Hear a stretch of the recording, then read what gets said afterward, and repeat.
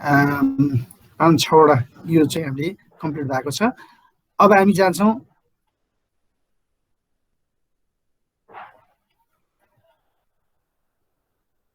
Rate एनालिसिसमा। Rate analysis भन्ने अर्को च्याप्टरमा आज हामी यो च्याप्टर पढ्छौँ। एनालिसिस अफ रेट भन्नाले चाहिँ जस्तै हामीले डिटेल एस्टिमेट तयार गर्दाखेरि ब्रिकको क्वान्टिटी निकाल्यौँ, पिसिसीको क्वान्टिटी निकाल्यौँ, विभिन्न क्वान्टिटीहरू अर्थोकिन एक्सकाभेसनको क्वान्टिटी निकाल्यौँ। ती क्वान्टिटीहरूको रेट चाहिँ हामीले एज्युम गरेको थियौँ एब्स्ट्राक्ट अफ कस्ट निकाल्नको लागि। जस्तै ब्रिकको रेट चाहिँ 12,000 13,000 त्यस्तो एज्युम गरेका थियौँ। त्यो कसरी आयो त, हामीले त्यो रेट कसरी निकाल्ने भन्ने कुराको एनालिसिस एउटा क्यालकुलेसन गर्ने जुन तरिका छ त्यसलाई चाहिँ एनालिसिस अफ रेट भनिन्छ। विभिन्न आइटमहरूको, आइटम भन्नाले जस्तै ब्रिकोक भन्ने एउटा आइटम भयो, पिसिसी भन्ने एउटा आइटम भयो, अर्थोकिन एक्सकाभेसन भन्ने एउटा आइटम भयो। त्यस्ता विभिन्न आइटमहरूको पर युनिट रेट, त्यसको युनिट के छ, युनिट हामीले अब जस्तै ब्रिकोको युनिट मिटर क्युब भयो, अर्थोकिन एक्सकाभेसनको युनिट मिटर क्युब भयो, प्लास्टरको युनिट मिटर स्क्वायर भयो। हो, ती आइटमहरूको पर युनिट रेट कति हुन्छ त्यो निकाल्ने तरिकालाई चाहिँ रेट एनालिसिस भनिन्छ। त्यसमा के इन्भल्भ हुन्छ त त्यो रेट एनालिसिसमा भनेदेखि मेटेरियलको कस्ट, जस्तै पर मिटर क्युब ब्रिकवर्क भन्यो भनेदेखि त्यो 1 मिटर क्युब ब्रिकवर्कमा ब्रिक हुन्छ, सिमेन्ट हुन्छ, स्यान्ड हुन्छ, प्लस त्यसमा युज हुने कति लेबर लाग्छ त्यो लेबरको कुरा आउँछ। त्यसमा विभिन्न कुराहरू जे खर्च हुन्छ नि, अन्य पिटी एक्सपेन्सेसहरू, अन्य सामान्य केही खर्चहरू छ भनेदेखि ती खर्चहरू सबै जोडेर पर मिटर क्युबमा अथवा पर युनिटको लागि चाहिँ कति कस्ट लाग्छ भनेर जुन हिसाब गरिन्छ त्यसलाई चाहिँ एनालिसिस अफ रेट अथवा रेट एनालिसिस भनिन्छ। The determination of rate per unit item of work from the quantities of materials, cost of labor and other miscellaneous PT expenses required for its completion is known as analysis of rate. के भने मैले determination of rate per unit item of work from the quantity of materials, quantity of material per unit item of work को लागि के quantity of material हुन्छ त, त्यो quantity of materialsहरू, लेबरको cost र अन्य पिटी एक्सपेन्सेसहरू सबैको क्यालकुलेसन गरेर जुन युनिट रेट पत्ता लगाइन्छ त्यसलाई एनालिसिस अफ रेट भनिन्छ। For this purpose number of labours required is known from standard norms prepared by government. अब यसको लागि लेबर कति लाग्छ भन्ने कुरा चाहिँ त्यत्तिकै हचाउँ भन्न सकिँदैन, भन्न पनि भएन। त्यसको लागि चाहिँ के हुन्छ त भन्दाखेरि गभर्मेन्टले तयार गरेको एउटा स्ट्यान्डर्ड नर्म्स हुन्छ। त्यो नर्म्स अनुसार चाहिँ 1 मिटर क्युब ब्रिकवर्क तयार गर्नको लागि यतिजना लाग्छ मान्छे भनेर तयार गरिदिएको हुन्छ। म यो दिन्छु, प्रोभाइड गरिदिन्छु। 1 मिटर क्युब ब्रिकवर्क तयार गर्नको लागि कति लेबर चाहिन्छ भन्ने कुरा एउटा स्पेसिफाइड हुन्छ, त्यो हुन्छ। अनि त्यसपछि रेट चाहिँ के हुन्छ त भनेदेखि ठाउँ अनुसार फरक हुने भएकोले त्यो ठाउँ अनुसार डिस्ट्रिक्ट रेट कमिटी हुन्छ, डिस्ट्रिक्ट रेट फिक्सिङ कमिटी हुन्छ। हरेक जिल्लाको त्यो रेट चाहिँ जिल्लाको एउटा दर रेट फिक्स गर्ने एउटा गभर्मेन्टको बडी हुन्छ। त्यो बडीले चाहिँ हरेक वर्ष रेट फिक्स गर्छ। त्यो रेटको आधारमा र गभर्मेन्टले प्रोभाइड गरेको नर्म्सको आधारमा हामीले चाहिँ रेट एनालिसिस गर्छौँ। अब हामीले के बुझ्यौँ त यो इन्ट्रोडक्सनबाट भने रेट एनालिसिस भनेको के हो, रेट एनालिसिस कसरी तयार गरिन्छ भन्ने एउटा सामान्य ब्याकग्राउन्ड थाहा पाइयो। अब एउटा एक्जाम्पलबाट हामी सुरु गरौँ। Analyse the rate for providing and laying of 12.5 mm thick cement sand plaster work in 1:4 ratio भनेर भन्यो। 1:4 रेशियोमा सिमेन्ट स्यान्डको प्लास्टर गर्नु पर्यो 12.5 मिलिमिटर थिकनेसको। यसको लागि के गर्नुपर्छ, analyse the rate. Analyse the rate भन्नाले त्यो सबै सामग्रीहरू सहित कम्प्लिट गर्नको लागि कति पैसा लाग्ला पर युनिटको लागि। पर युनिट भन्नाले प्लास्टरको युनिट के हुने भयो त, मिटर स्क्वायर। यो हामीले सुरुमै भनेका छौँ, प्लास्टरको युनिट चाहिँ मिटर स्क्वायर भयो। त्यस कारणले 1 मिटर स्क्वायर प्लास्टर कम्प्लिट गर्नको लागि कति पैसा लाग्छ, इन्क्लुडिङ मेटेरियल, लेबर, सबै कुराहरू आउँछ यसमा। त्यो चाहिँ हामी गर्छौँ अहिले। यसको लागि के भयो त, 100 स्क्वायर मिटर लियौँ, यो नम्स अनुसार नै हो। यसमा चाहिने कुरा के हो त, एउटा फर्मेट हुन्छ, एउटा स्ट्यान्डर्ड फर्मेट यस्तो तयार गर्ने, एउटा स्ट्यान्डर्ड टेबल बनाउने। यो टेबलमा के हुन्छ, पर्टिकुलर्स अफ आइटम, यस्तो किसिमको टेबल चाहिँ तयार गर्ने पहिला। यो तयार गरिसकेपछि अनि त्यसमा इन्भल्भ हुने कुराहरू के हुन्छ त, त्यो प्लास्टरमा इन्भल्भ हुने कुरा के हुन्छ, एउटा मेन इन्भल्भ हुने कुरा त म्यान पावर भइहाल्यो, अर्को के भयो त मेटेरियल भयो। मेन आउने भनेको प्राय जुनसुकैमा मेटेरियल र लेबर। अब यसमा म्यान पावर पनि दुई प्रकारका हुन्छन्, एउटा स्किल्ड म्यान पावर, एउटा अनस्किल्ड म्यान पावर।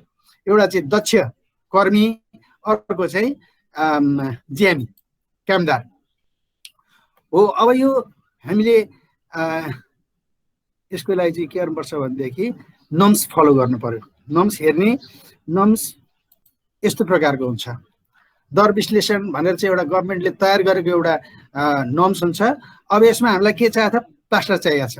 यसको मेन हेडिङ सर र हेर्दै जाने, यहीँ दिन्छ, बोल्ड लेटरमा दिन्छ, प्लास्टर कहाँ आउँछ हेर्ने, प्लास्टर कहाँ आउँछ हेर्दै जाने। गाह्रो लगाउने काम भयो, यहाँ पनि छैन, यहाँ पनि छैन, यो बोल्डमा यतातिर कतै देखिहालिन्छ प्लास्टरको काम छ भने, यहाँ पनि छैन, खोज्ने नै हो। यसमा सिमेन्ट कङ्क्रिटको काम, सिमेन्ट कङ्क्रिटको काम होइन, यो प्लास्टरको काम हो। फेरि अझ तल जाने, खोज्दै जाने, खोज्दै जाने, यहाँ के आयो, फर्माको काम भयो, यो पनि होइन, अझ तल जाने, अझ छानाको काम आयो, अझै तल जाने, तल जाने, हामीलाई प्लास्टर चाहिएको छ। प्लास्टर बोल्ड लेटरमा सर्लक्क देखिन्छ प्लास्टरको काम भनेर, यहाँ पनि आएको छैन, फ्लोरिङको काम भयो, यो प्लास्टर होइन। त्यसपछि अझै तल जाने, अझै तल जाने, प्लास्टर र टिपकारीको काम भनेर आयो। प्लास्टरमा हामीलाई के चाहिएको छ त, हामीलाई 12.5 mm थिकनेसको ठिक छ, 12.5 mm को बाक्लो सिमेन्ट बालुवा प्लास्टरको काम भनेर तोकिया छ। हामीलाई रेसियो कति छ त, 1:4 छ, ट्याक्कै जाने 1:4 मा जाने। 1:4 100 स्क्वायर मिटरको लागि गरेर पछाडि 1 स्क्वायर मिटरको रेट निकाल्ने हो। किनभने 1 स्क्वायर मिटर गर्दाखेरि हरेक कुराहरू एकदम थोरै थोरै लाग्छ, त्यसकारणले 100 वर्ग मिटरमा लिइन्छ। नर्म्समा त्यही अनुसार लेखेको छ, पछाडि पर युनिटमा चाहिँ निकाल्न सकिन्छ। 100 वर्ग मिटरको लागि सिपालु स्किल्ड म्यान पावर कति चाहियो त, 12 जना चाहियो। यसले दिए अनुसार 12 जना चाहियो। अनस्किल्ड कति चाहियो, 16 चाहियो। फेरि अब हामी के अन्त, अब हामी के अन्त भन्दाखेरि यसमा जाने, यसमा जानेर स्किल्ड 12 जना, अनस्किल्ड 16 जना। कहाँबाट आयो त, नर्म्सबाट आयो। अकर्डिङ टु नर्म्स यो चाहिँ प्लास्टर 1:4 गर्नको लागि सिमेन्ट स्यान्ड प्लास्टर 12.5 mm थिकनेसको प्लास्टर गर्नको लागि 12 जना स्किल्ड म्यान पावर, 16 जना अनस्किल्ड म्यान पावर चाहिन्छ भन्ने कुरो थाहा भयो। युनिट भनेको एमडी, एमडी भनेको म्यान डे। एक दिनमा 12 जना स्किल्ड म्यान पावर र 16 जना अनस्किल्ड म्यान पावर भयो भनेदेखि 100 स्क्वायर मिटरको प्लास्टर सकिन्छ भन्ने कुरा हो। यो एमडी भनेको म्यान डे। अब रेट चाहिँ हरेक जिल्लाको रेट फरक फरक हुन्छ। हरेक आर्थिक वर्षमा एउटा जिल्लाको दर रेट निर्धारण कमिटीले चाहिँ एउटा सरकारी निकायले चाहिँ यो दर रेट निर्धारण गरेको हुन्छ। यो हामीले पाउन सक्छौँ जिल्ला प्रशासन कार्यालय अथवा भवन निर्माण कार्यालयमा गएर सजिलैसँग उपलब्ध हुन सक्छ। यो रेट चाहिँ अहिले तत्कालको लागि एज्युम गरौँ, हिसाब गर्ने पर्पोजको लागि, just for the sake of calculation 1000 लगभग यस्तै नै पर्न जान्छ।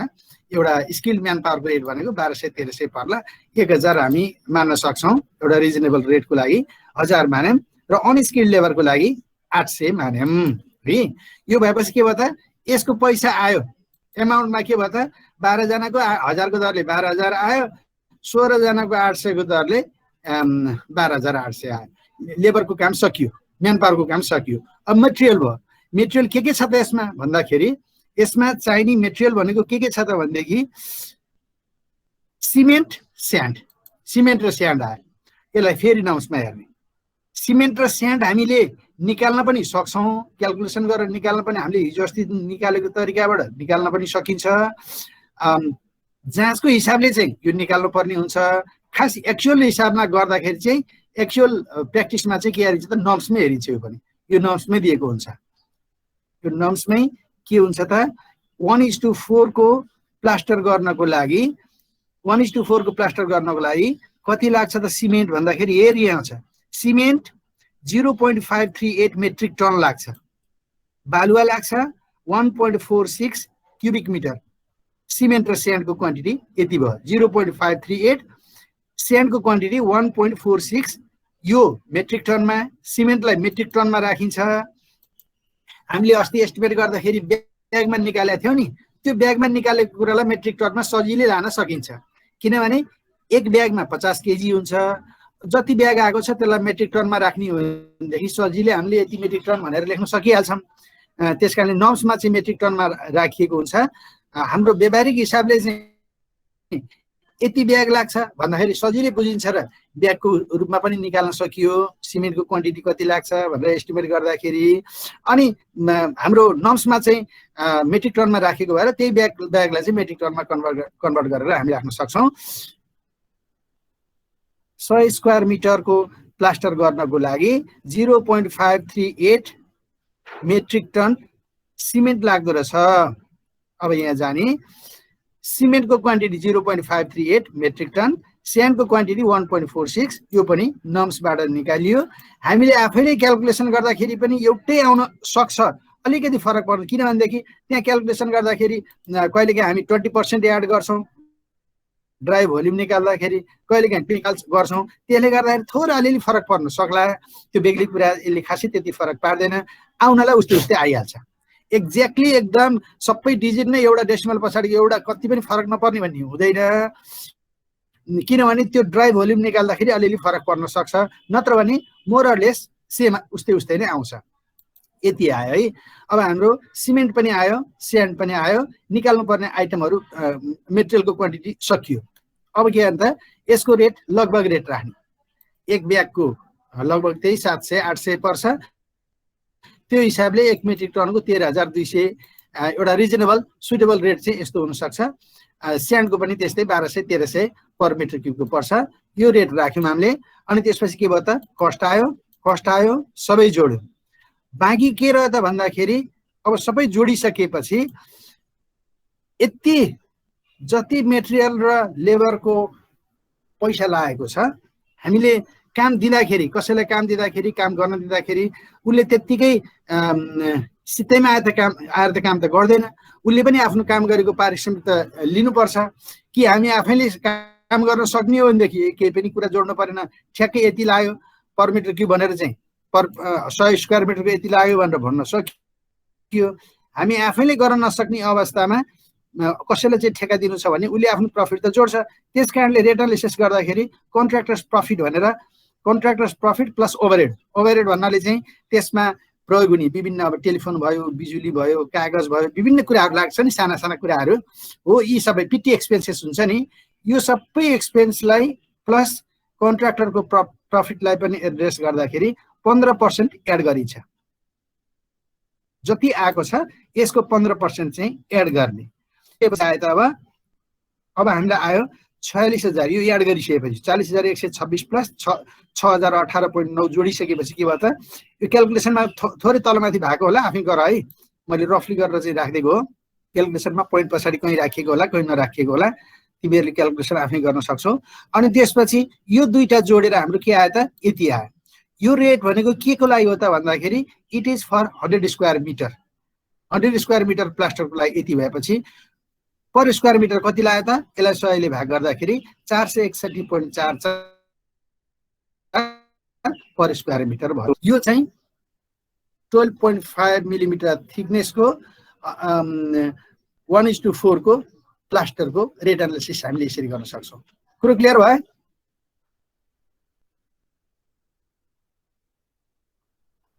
केही छ यसमा क्वेसन नबुझेको कुरा केही छ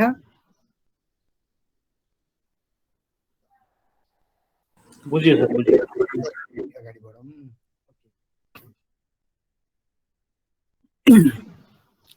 अब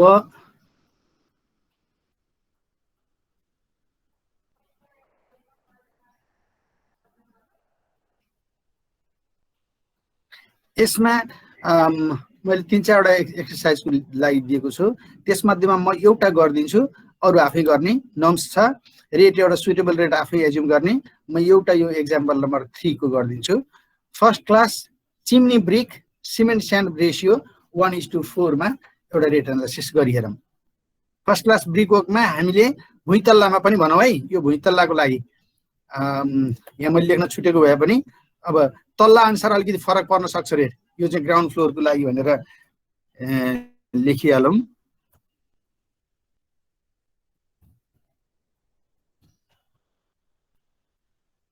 ग्राउन्ड फ्लोरको लागि फर्स्ट क्लास ब्रिकको 1:4 को मसला बनाएर तयारी गर्दाखेरि पर युनिट छ भनेर निकाल्नु पर्यो यसको लागि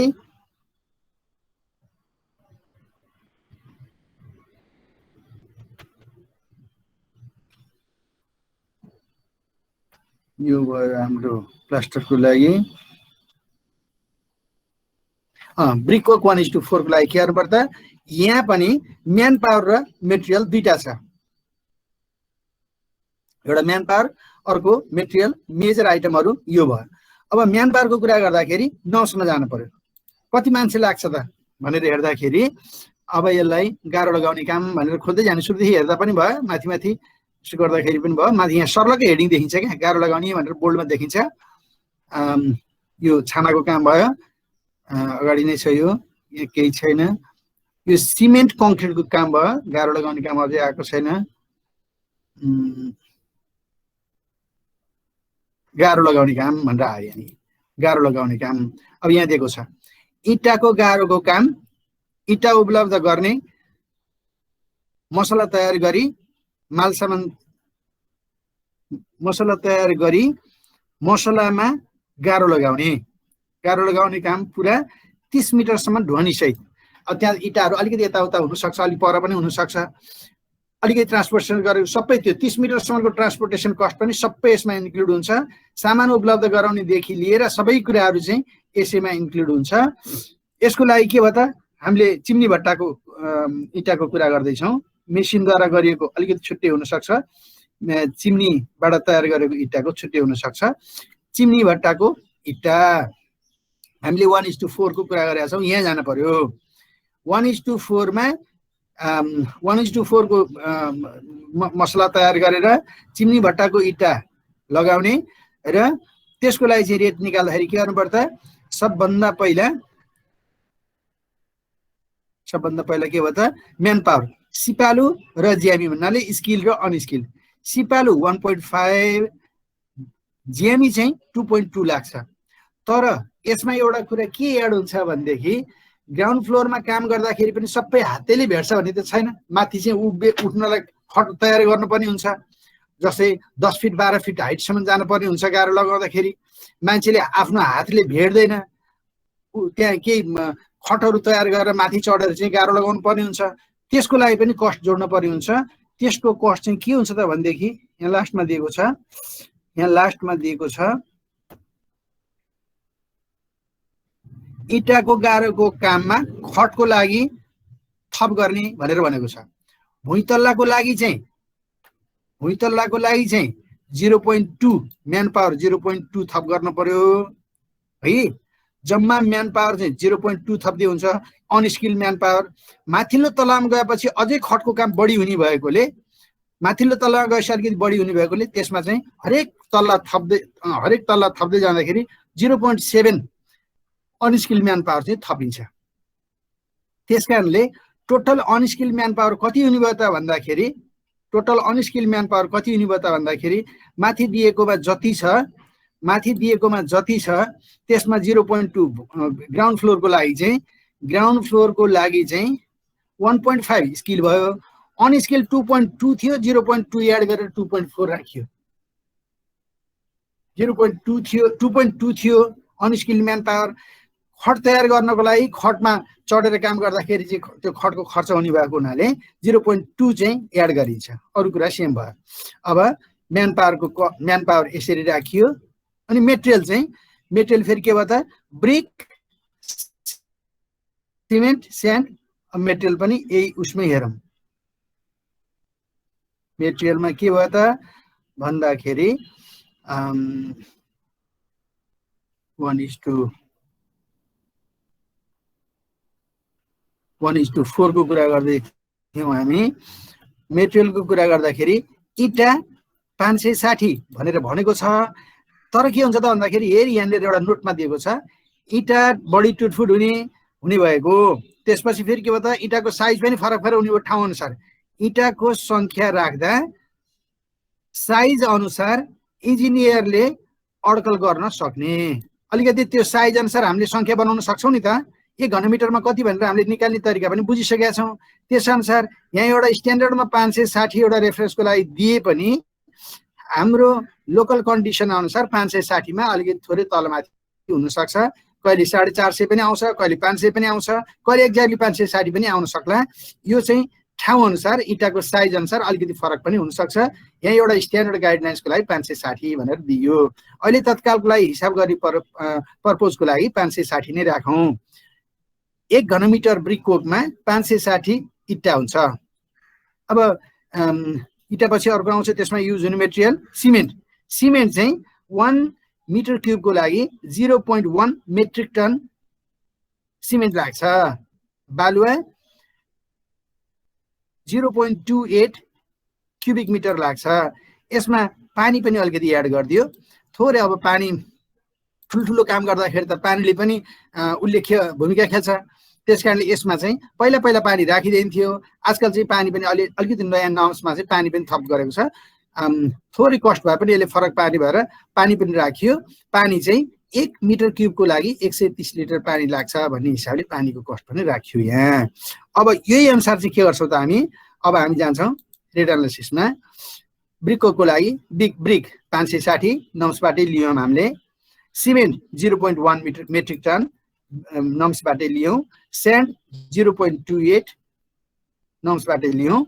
वाटर 130 लिटर यति नम्सबाटै लियौँ। रेट पनि अब एउटा सुटेबल रेट राख्दाखेरि म्यान पावरको स्किल म्यान पावरको 1000 पर डे भन्नाले एक दिनमा 8 घन्टा काम गरिन्छ भन्ने मान्यतामा 1.5 डे एकजना मान्छे भनेको चाहिँ एक दिनमा 8 घन्टा काम गर्ने हिसाबले चाहिँ यसलाई म्यान डे भनिन्छ। अनस्किल म्यान पावर चाहिँ 2.4 म्यान डे। 2.4 मान्छेलाई आधी काट्ने होइन। फेरि यसको यस्तो हिसाबमा चाहिँ यति आउँछ के, हिसाबमा चाहिँ यति आउँछ। 2.4 मान्छे भनेको के भन्नेमा कन्फ्युजन हुनु भएन। मान्छेको हिसाब गर्दाखेरि त्यति आउँछ। ठुल्ठुलो अब यसो होल नम्बरमा राखेर त कति धेरै फरक पर्छ नि त। त्यही भएर यस्तो डेसिमलमा आउँछ। 2.4 म्यान डे 1 मिटर क्युब काम गर्नको लागि यसलाई पनि रिजनेबल रेट राख्दाखेरि 800 आयो। ब्रिकको रिजनेबल रेट नम्बरमा, ब्रिकलाई नम्बरमा राखिन्छ।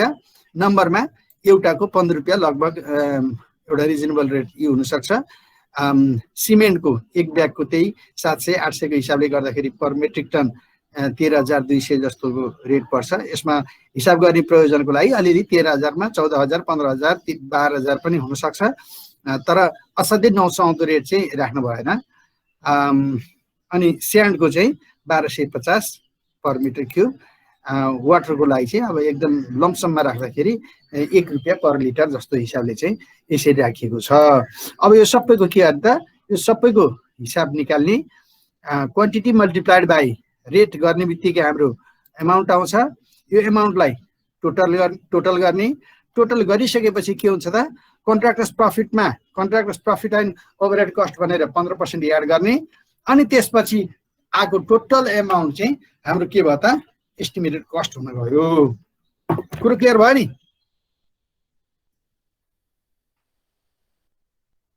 सर त्यो 12,000 हुँदैन होला नि? कुन चाहिँ स्किल म्यान पावर? भएन सरी।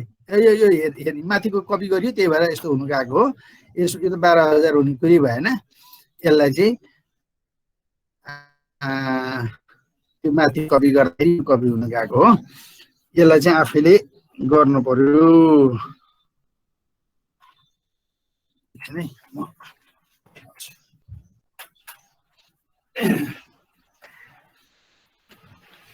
हुँदैन, डेफिनेटली 12,000 हुँदैन।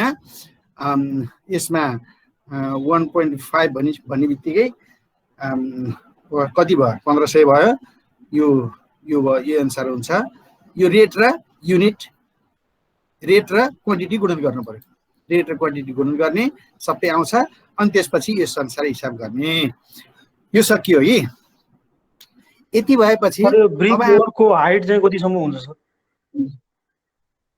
ब्रिकको त्यसमा हाइट चाहिएन नि त बाबु रेट एनालिसिस गर्दाखेरि त हाइट चाहिँदैन नि त ब्रिकको लागि त हामीले त 1 मिटर क्युबको लागि कुरा गर्दैछौँ नि त हुन्छ सर बुझ्यो नि हजुर सर 1 मिटर क्युबको लागि गरेका छौँ हामीले यहाँ 1 मिटर क्युबमा 560 वटा हुन्छ भनेर नर्म्सले नै दियो त्यसकारणले यसलाई हाइटहरुको केही यो तिमीले सोधेको यो यस्तो होला यो कति हाइटको लागि यो 560 भनेर भनेको होला हैन यो चाहिँ नर्म्सले सिधै दिएको भएर यसमा हाइटको कन्सिडर गरिएन यदि हामीले नम्बर निकाल्नु छ यो भन्दा फरक अब आफ्नो साइट कन्डिसन अनुसार नम्बर निकाल्नु छ भनेदेखि ब्रिकको हाइट डाइरेक्ट नाप्ने ब्रिकको लेन्थ ब्रेथ हाइट डाइरेक्ट नाप्ने र ब्रिकको तीनटै साइज लम्बाई चौडाई उचाइ भएपछि ब्रिकको एउटा साइज आउँछ एउटा साइज आइसकेपछि ब्रिकको नम्बर कसरी निकाल्ने हामीले त जानिसकेका छौं अस्तिको प्र्याक्टिसमा जानिसकेका छौं है ओके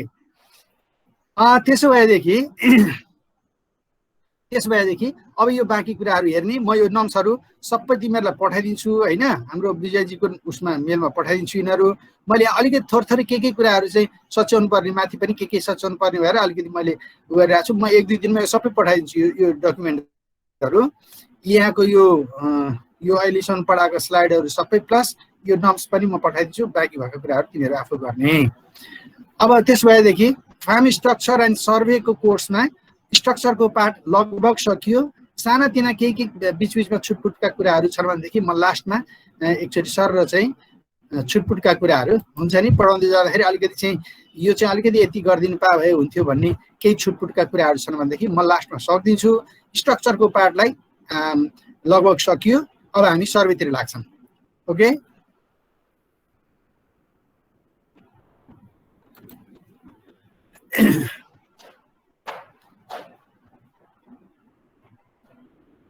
सर्वे र स्ट्रक्चर दुईटा पार्ट छ तिमीहरूले पढ्नु पर्नेमा स्ट्रक्चरको कुराहरू हामीले गर्यौं अब सर्वे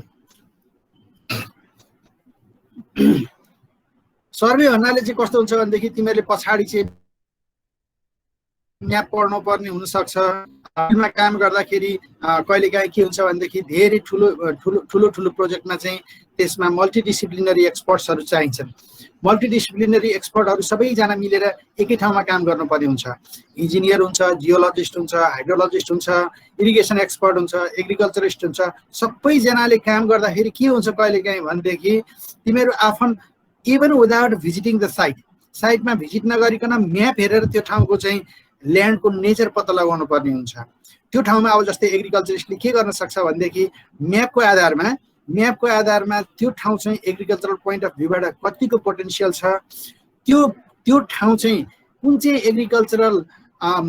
एग्रिकल्चरको लागि चाहिँ उपयुक्त छ त्यसमा एग्रिकल्चरको फिजिबिलिटी कस्तो छ यी सबै कुराहरू अध्ययन गर्नुपर्ने हुन्छ यी सबै कुरा अध्ययन गर्नको लागि के गर्नुपर्छ त सामान्यतया एउटा म्याप बनाउन जान्नु पर्यो अर्को कुरो म्याप रिडिङ गर्न पनि सक्नु पर्यो कन्टुर म्यापहरू टपोग्राफिक म्यापहरुमा चाहिँ कुन ठाउँमा चाहिँ बढी स्टिप स्लोप छ कुन ठाउँमा जेन्टल स्लोप छ कुन ठाउँमा नेचुरल फिचर्सहरू के छन् त खोला छ कि पहाड छ कि जंगल छ कि के कुराहरू छ भन्ने कुरा थाहा पाउनको लागि हामीले एउटा स्ट्यान्डर्ड म्याप पढ्नलाई पनि सिक्नुपर्ने हुन्छ हो त्यो म्याप चाहिँ के हुन्छ त भन्दाखेरि सबै एक्सपर्टले त्यही म्याप पढ्छन् उनीहरूले आफ्नो पार्टको काम आफूले गर्ने मात्रै हो त्यो म्याप हेरेर इन्जिनियरले आफ्नो काम गर्छ एग्रिकल्चरिस्टले आफ्नो काम गर्छ हाइड्रोलोजिस्टले आफ्नो काम गर्छ त्यस्तो हुन्छ त्यही भएर सर्वे गर्नुको मेन सर्वे तिमीहरूले सिक्नुपर्ने चाहिँ मेन उद्देश्य चाहिँ के हो त भन्दाखेरि कतिपय अवस्थामा एउटा फार्ममा चाहिँ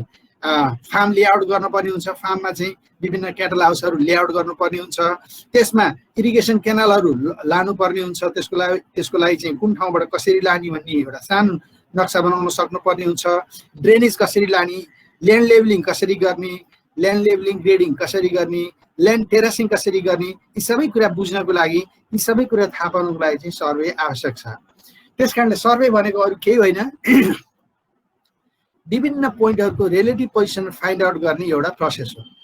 विभिन्न पोइन्टहरुको फिल्डमा भएका विभिन्न पोइन्टहरुको महत्त्वपूर्ण पोइन्टहरुको रिलेटिभ पोजिसन फाइन्ड आउट गर्ने एउटा प्रोसेस हो। यसको कन्सेप्टको लागि म तिमीहरुलाई के भन्छु भनेदेखि अब यो डेफिनेसन मात्रै घोकेर पनि भएन, अलिकति कन्सेप्ट बुझ्नको लागि चाहिँ के बुझौँ भनेदेखि मानौ न तिमीहरुलाई अब एउटा एक्जाम्पलको लागि फिल्ड भनेको फिल्डको कुरालाई पेपरमा ल्याउनु पर्छ, पेपरको कुरालाई फिल्डमा ट्रान्सफर गर्नुपर्ने हुन्छ। मानौ कि तिमीहरुसँग एउटा पिस अफ पेपर छ, एउटा पेपरको पान्ना छ हैन, त्यसमा तिमीहरुसँग ज्योमेट्री बक्सका सबै इन्स्ट्रुमेन्टहरु छन्। मान है अब यो कन्सेप्टबाट चाहिँ तिमीहरु सर्वे बुझ्नुपर्ने हुन्छ। ज्योमेट्री बक्सका सबै सामान छन् तिमीहरुसँग, तिमीहरुलाई स्केल चलाउन आउँछ, रुलर चलाउन आउँछ, प्रोट्र्याक्टर चलाउन आउँछ, के रे सेट स्क्वायर चलाउन आउँछ। अब यदि एउटा पेपरको एउटा पान्नामा कुनै दुईटा पोइन्ट फिक्स छ, पी र क्यू भन्ने कुनै दुईटा पोइन्ट फिक्स छ पेपरमा, तिमीले यो दुईटा पोइन्टको रिलेसनमा, यो दुईटा पोइन्टको रिस्पेक्टमा अर्को एउटा कुनै पोइन्ट फिक्स गर्नु पर्यो भनेदेखि के चाहिन्छ त? अर्को कुनै एउटा पोइन्ट आर भन्ने पोइन्ट फिक्स गर्नु पर्यो भनेदेखि पी देखि आर सम्मको डिस्टेन्स कति, क्यू देखि आर सम्मको डिस्टेन्स कति भन्ने यो दुईटा कुरा थाहा नभइकन यो पोइन्ट फिक्स गर्न सकिँदैन। जस्तै एउटा लाइन छ, मानौँ 10 सेन्टिमिटरको एउटा लाइन छ, पीक्यू भन्ने लाइन छ, पी भन्ने पोइन्ट थाहा भयो, क्यू भन्ने पोइन्ट थाहा भयो, यो चाहिँ एउटा रेफरेन्स पोइन्ट भयो। अब तिमीलाई के चाहियो भनेदेखि आर भन्ने पोइन्ट लोकेट गर्नु पर्यो त्यो पान्नामा कतैतिर, पेपरमा सम्झौँ है, अहिले ल्यान्डको कुरा भने पनि त्यही पेपरलाई चाहिँ ल्यान्डसँग हामी कम्पेयर गर्न सक्छौँ। अब यो आर भन्ने पोइन्ट फिक्स गर्नको लागि के चाहियो त तिमीलाई भन्दाखेरि तिमीसँग ज्योमेट्री बक्सका सामान छ, पेन्सिल कम्पास छ, पेन्सिल कम्पासले पी देखि आर सम्मको डिस्टेन्स कति हो भन्ने कुरा थाहा नभइकन यो प्लट गर्न सकिँदैन, यो पोइन्ट फाइन्ड आउट गर्न सकिँदैन। तिमीलाई के कुरा दुईटा चाहियो त? पी देखि आर सम्मको डिस्टेन्स कति छ र क्यू देखि आर सम्मको डिस्टेन्स कति छ भने यो दुईटा कुरा थाहा नभइकन यो पोइन्ट लोकेट गर्न सकिँदैन। सकिन्छ त? ज्योमेट्री बक्स त चलाछौ तिमीहरूले हो। अब तिमीहरूले के गर्न सक्छौ त भन्दाखेरि यो दुईटा पोइन्टको डिस्टेन्स पी र क्यूबाट थाहा भयो भनेदेखि कम्पासलाई पीमा राख्छौ, एउटा आर्क लिन्छौ, कति डिस्टेन्सको छ, मानौँ न पी देखि आर सम्मको डिस्टेन्स 6 सेन्टिमिटर छ, क्यू देखि आर सम्मको डिस्टेन्स चाहिँ 7 सेन्टिमिटर छ भनेदेखि पीबाट 6 सेन्टिमिटरको आर्क लिन्छौ, एउटा पोइन्ट यहाँ, एउटा आर्क यहाँ आउँछ, क्यू देखि यहाँसम्मको डिस्टेन्स कति छ त्यतिको आर्क लिन्छौ, जहाँ काट्छ त्यो पोइन्ट चाहिँ ठ्याक्कै के हो त? आर भन्ने पोइन्ट हो। अब तिमीले पीआर क्यूआर जोड्ने बित्तिकै के हो त? आर भन्ने पोइन्ट लोकेट भयो। अर्को तरिका के हुन सक्छ? अब आर भन्ने पोइन्ट पी र क्यू को रिस्पेक्टमा रिलेटिभ आर्कमा पी र क्यू को रिस्पेक्टमा आर भन्ने पोइन्ट फिक्स भयो हो, यो पेपरमा फिक्स भयो। जस्तै अर्को तरिका के हुन सक्छ? अर्को तरिका के हुन सक्छ? आर भन्ने पोइन्ट फिक्स गर्नु पर्ने छ,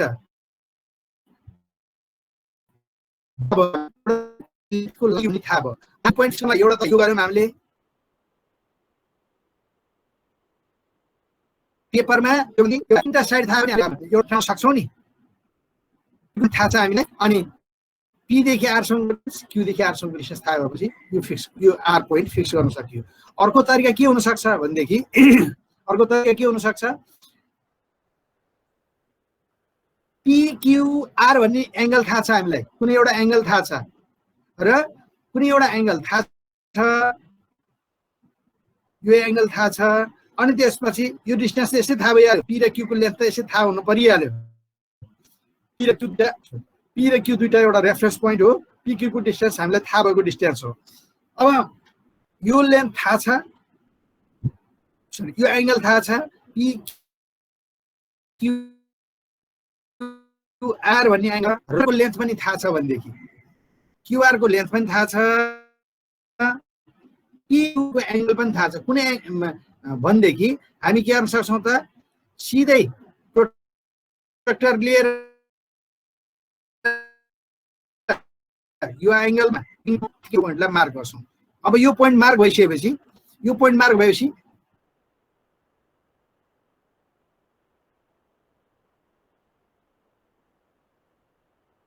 यो आर भन्ने पोइन्ट चाहिँ थाहा भनेदेखि के गर्न सकियो? पेपरमा मैले पेपरको कुरा गर्दैछु, अर्को कुरालाई ग्राउन्डमा कसरी गर्ने कम्पेयर गर्न सजिलो होस् भनेर। त्यसकारणले के चाहिँदो रहेछ त, या त दुईटा लेन्थ थाहा हुनु पर्यो, या त एउटा लेन्थ र एउटा एङ्गल थाहा हुनु पर्यो। यो लेन्थ थाहा भए पनि हुन्छ यसमा, यो एङ्गल थाहा भयो, यो एङ्गल थाहा भयो, यो लेन्थ थाहा भयो भने पनि, तर यो लेन्थ थाहा भएर मात्रै पनि भएन। फेरि यो लेन्थ थाहा भए पनि भयो, यो लेन्थ थाहा भए पनि भयो, यो लाइन जान्छ, यो लेन्थ तान पनि भयो। एउटा लेन्थ र एउटा एङ्गल चाहिँ थाहा पाउनु पर्यो। अर्को के हुनसक्छ, अर्को के हुनसक्छ त भन्दाखेरि यो दुईटा पोइन्ट त अलरेडी फिक्स भइसकेको छ हामीलाई, यसको लेन्थ पनि थाहा छ। अब क्युपिआर र पिक्युआर भन्ने एङ्गल थाहा भयो भने पनि हामीले पेपरमा के गर्न सक्छौँ त, आर भन्ने पोइन्टलाई लोकेट गर्न सक्छौँ, आर भन्ने पोइन्ट कहाँ हो भन्ने कुरो थाहा पाउन सक्छौँ। यो दुईटा एङ्गल थाहा भयो भनेदेखि पेपरमा हामीले यस्तो गर्न सक्छौँ। अर्को के पनि गर्न सक्छौँ, अर्को के पनि गर्न सक्छौँ भनेदेखि पी र क्यू त अलरेडी थाहा छँदैछ हामीलाई। पीबाट यति मिटर पर एउटा पोइन्ट छ, त्यो पोइन्टबाट पर्पेन्डिकुलर डिरेक्सनमा यति मिटर पर यो पोइन्ट छ भनेर हामीलाई त्यो इन्फर्मेसन थाहा भयो भने पनि आर पोइन्ट लोकेट गर्न सकिन्छ। आर पोइन्ट लोकेट गर्न सकिन्छ भनेको मतलब आरको रिलेटिभ पोजिसन कहाँ हो त भन्ने कुरो थाहा पाउन सकिन्छ। पीबाट सर्टेन मिटर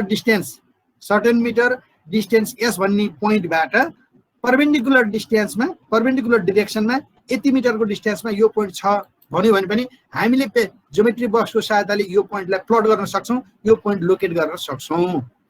त्यसो भएदेखि पेपरमा यसरी गर्न सक्छौँ भने फिल्डमा कसरी गर्ने त, जसरी पेपरमा हामीले कुनै एउटा पोइन्टलाई चाहिँ दुईटा रिलेटिभ पोजिसन फिक्स गर्न सक्छौँ, फिल्डमा पनि फिक्स गर्न सक्छौँ।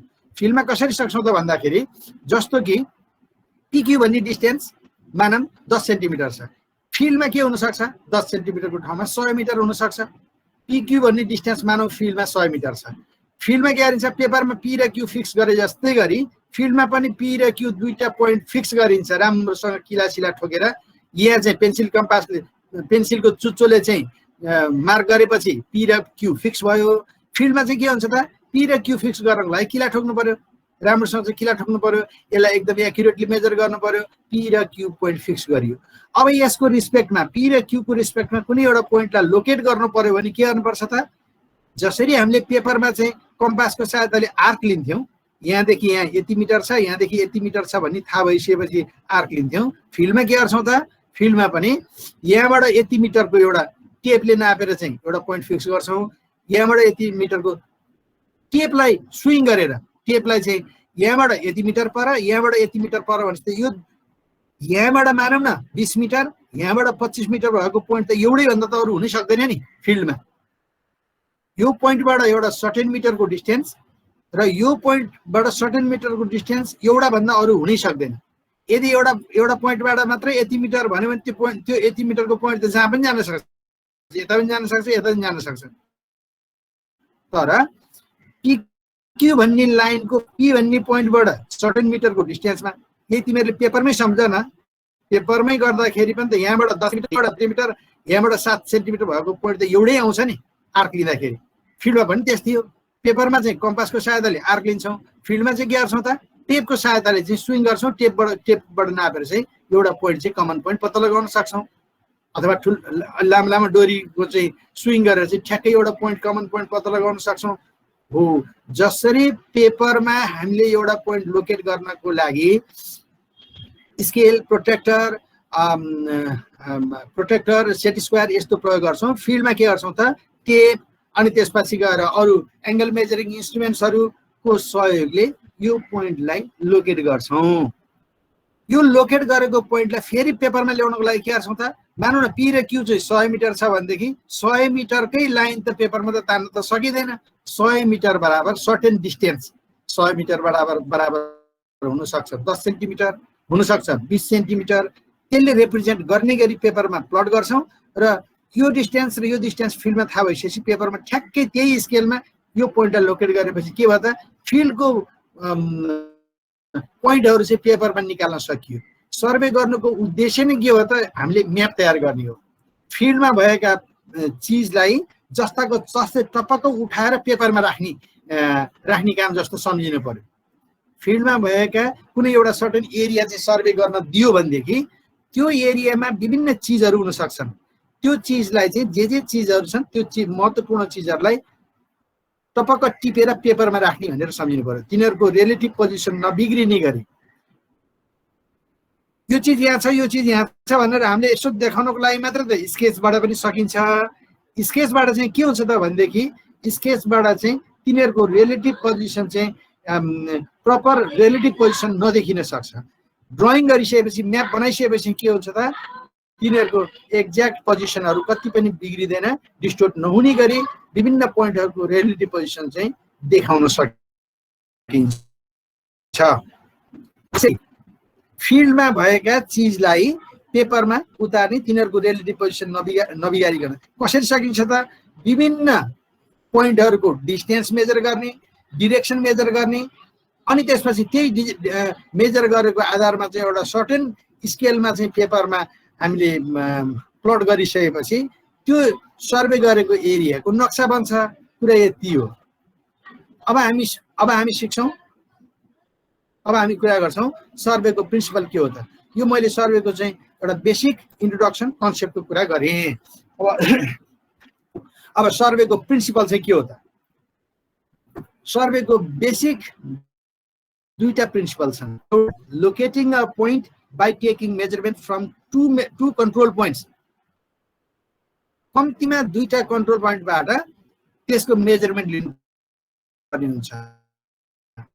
मेजरमेन्ट भएको पनि पोइन्ट हुँदैन। अघि खाएको एउटा एक्जाम्पल हेर्ने हो भनेदेखि यहाँ के हो भनेदेखि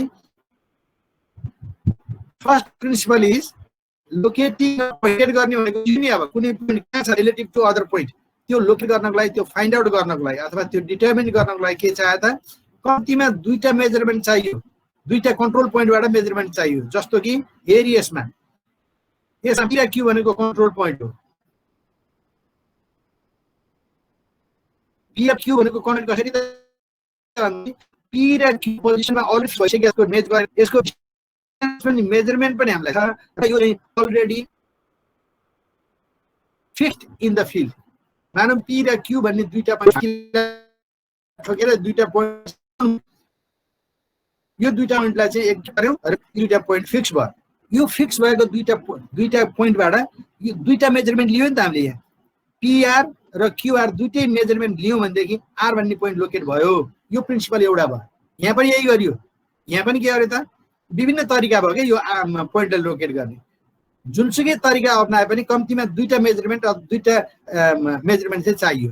एउटा यसमा दुईटै लेन्थ मेजर गरियो, दुईटै लेन्थ मेजर गरेर पनि आर भन्ने पोइन्टलाई लोकेट गरियो। यसमा के गरियो, यसमा एउटा लेन्थ मेजर गरियो, एउटा एङ्गल मेजर गरियो। यो केसमा पनि दुईटै मेजरमेन्ट गरियो। अर्को केसमा के गरियो, दुईटै एङ्गल मेजर गरियो, दुईटै एङ्गल पनि मेजर गर्न सकियो। यो केसमा दुईटै एङ्गल मेजर गरियो। यहाँ चाहिँ एउटा एङ्गल एउटा लेन्थ मेजर गरियो। दुईटै एङ्गल मेजर गरियो, या त दुईटै एङ्गल मेजर गरेर, या त एउटा एङ्गल एउटा लेन्थ मेजर गरेर, या त दुईटै लेन्थ मेजर गरेर कुनै पनि पोइन्टलाई लोकेट गर्न सकिँदो रहेछ। त्यस कारणले सर्वेको एउटा प्रिन्सिपल के भयो त locating a point by taking measurement from two control points. अथवा यसलाई अर्को तरिकाले पनि भन्न सकिन्छ दुईटा कन्ट्रोल पोइन्टबाट मेजरमेन्ट लिएर अथवा चाहिँ कम्तीमा दुईटा मेजरमेन्ट लिएर भन्दा पनि सकियो। यसलाई यो चित्रबाट हामी बुझ्न सक्छौँ। यसमा के भयो त दुईटा कन्ट्रोल पोइन्टबाट यसमा मेजरमेन्ट लियो, यसरी मेजरमेन्ट लियो, यसो भने पनि भयो। अर्को के पनि भन्दा भयो त भन्दाखेरि कम्तीमा दुईटा मेजरमेन्ट लिएर भन्दाखेरि पनि कुरा एउटै भयो। दुईटा मेजरमेन्ट यहाँ दुईटा लेन्थ लियो, यो पोइन्ट लोकेट भयो। यसमा एउटा एङ्गल, यसमा दुईटा एङ्गल लियो, दुईटै एङ्गल मेजर गरियो, यो पोइन्ट लोकेट गरियो। यसमा एउटा लेन्थ मेजर गरियो, एउटा एङ्गल मेजर गरियो। यसरी चाहिँ सर्वेको प्रिन्सिपल एउटा प्रिन्सिपल चाहिँ के भयो त locating a point by taking measurement from two control points. और यसलाई के पनि भन्न सकिन्छ त भन्दाखेरि locating a point by taking measurement from at least two measurements, by taking at least two measurement, यसो पनि भन्न सकियो। दोस्रो प्रिन्सिपल हो working from whole to part. Survey गर्दाखेरि ध्यान दिनुपर्ने कुरा चाहिँ के हो त भन्दाखेरि होलबाट पार्टमा काम गर्नु पर्यो, पार्टबाट होलमा होइन। यो भनेको अर्थ के हो त भनेदेखि जस्तै हामीले यहाँ यही एक्जाम्पल दिँदाखेरि PQ भनेको एउटा लामो भयो, एउटा फिक्स्ड पोइन्ट हो, लाइन भयो। यो लाइनबाट P र Q लाई हामीले रेफरेन्स पोइन्टको रूपमा लियौँ, यो पोइन्ट फिक्स गरियो। अब हामीले अर्को एउटा रेफरेन्स पोइन्ट यहाँ पनि लिन सक्छौँ नि, यहाँ पनि लिन सक्छौँ नि। P बाट यति मिटर पर, R बाट यति मिटर पर, अनि यो पोइन्टबाट पनि हामीले अर्को पोइन्ट लोकेट गर्न सक्छौँ। यो पोइन्टबाट यति मिटरको फरकमा अथवा यो डिरेक्सनमा, यो पोइन्टबाट यो डिरेक्सनमा यति मिटर पर भनेर यो पोइन्ट पनि फिक्स गर्न सक्छौँ नि। यो पोइन्ट, यो दुईटा पोइन्ट भनेको एउटा होल भयो। यो होलबाट चाहिँ हामीले यसको रिस्पेक्टमा चाहिँ हामीले पोइन्टलाई लोकेट गर्दाखेरि के हुने भयो त भन्दाखेरि पोइन्टलाई चाहिँ इरर चाहिँ लोकलाइज हुन्छ। कुनै ठाउँमा चाहिँ इरर आएछ भनेदेखि पनि त्यो इरर चाहिँ एक ठाउँमा मात्रै सीमित रहन्छ। जस्तै एउटा एक्जाम्पलको लागि यो पोइन्टलाई लोकेट गर्नु पर्यो, यो पोइन्टलाई लोकेट गर्नु पर्यो, यो पोइन्टलाई लोकेट गर्नु पर्यो भनेदेखि हामीले P र Q भन्ने पोइन्ट चाहिँ होल टु पार्टमा होल पोइन्ट भयो, पुरा एन्डदेखि एन्डसम्मको दुईटा पोइन्ट भयो। जस्तै हामीले यसलाई पोइन्ट फिक्स गर्यौँ नि, यसलाई पोइन्ट फिक्स गर्यौँ नि, यस भन्ने पोइन्ट त फेरि यहाँबाट यहाँसम्मको डिस्टेन्स भयो। यो चाहिँ के भयो त सेकेन्डरी कन्ट्रोल पोइन्ट भयो। यो भनेको P र Q भनेको प्राइमेरी कन्ट्रोल पोइन्ट भयो, यस भनेको चाहिँ के भयो त सेकेन्डरी कन्ट्रोल पोइन्ट भयो। अब सेकेन्डरी कन्ट्रोल पोइन्टबाट लिएको इरर चाहिँ के हुन्छ त, यहाँ चाहिँ अलिकति बढी इरर हुनसक्छ, किनभने P बाट यस नाप्दैमा अलिकति इरर आइसक्यो हुनसक्छ नि। यहाँ इरर आयो भनेदेखि फेरि यहाँबाट यहाँ नाप्दाखेरि त इरर त यहाँ आएको इरर त फेरि यहाँ जोडियो। यदि हामीले एकैचोटि यहाँ गऱ्यो, यहाँबाट यसलाई लोकेट गऱ्यौँ भनेदेखि यो इरर त अर्को ठाउँमा, यो त एक ठाउँबाट एक ठाउँको मात्रै इरर भयो, यो इरर त लोकलाइज भयो। यहाँबाट यो ठाउँको डिस्टेन्स यो यसलाई मेजर गर्दाखेरि यहाँ आएको इररले खासै केही पनि फरक पार्दैन। त्यस कारणले चाहिँ होल टु पार्टमा पहिला के गरिन्छ त प्राइमेरी कन्ट्रोल पोइन्ट्सहरू फिक्स गरिन्छ। प्राइमेरी कन्ट्रोल पोइन्ट फिक्स गरिसकेपछि कन्ट्रोल पोइन्ट चाहिँ एकदम एक्युरेटली फिक्स गरिन्छ। त्यसपछि सेकेन्डरी कन्ट्रोल पोइन्ट्सहरू फिक्स गरिन्छ। होल एरियामा सकेसम्म टाढा टाढाका पोइन्टहरू चाहिँ सबै प्राइमेरी कन्ट्रोल पोइन्ट्सहरू फिक्स गरिन्छ। त्यसपछि बिचबिचमा सेकेन्डरी कन्ट्रोल पोइन्ट फिक्स गरिन्छ र त्यो सेकेन्डरी कन्ट्रोल पोइन्ट्सबाट अरू डिटेलहरू लिनको लागि चाहिँ टर्सरी कन्ट्रोल पोइन्ट पनि हुनसक्छ। सेकेन्डरी कन्ट्रोल पोइन्टबाट चाहिँ अरू डिटेलहरू लिइन्छ। यो working from whole to part भनेको पार्टबाट होलमा जाने होइन कि होलबाट भन्ने कुरा थाहा पाउनु पर्यो। यसलाई अर्को सिम्पल एक्जाम्पल कसरी पनि दिन सकिन्छ भने जस्तै हामीले Q बाट P डिस्टेन्स नाप्नु पर्यो भनेदेखि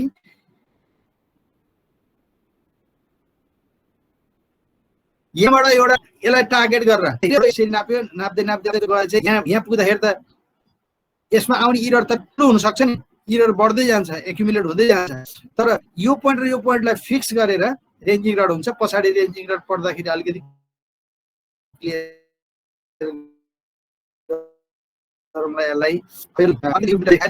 गऱ्यौँ भनेदेखि इररहरू एक्युमुलेट हुँदै जान्छ।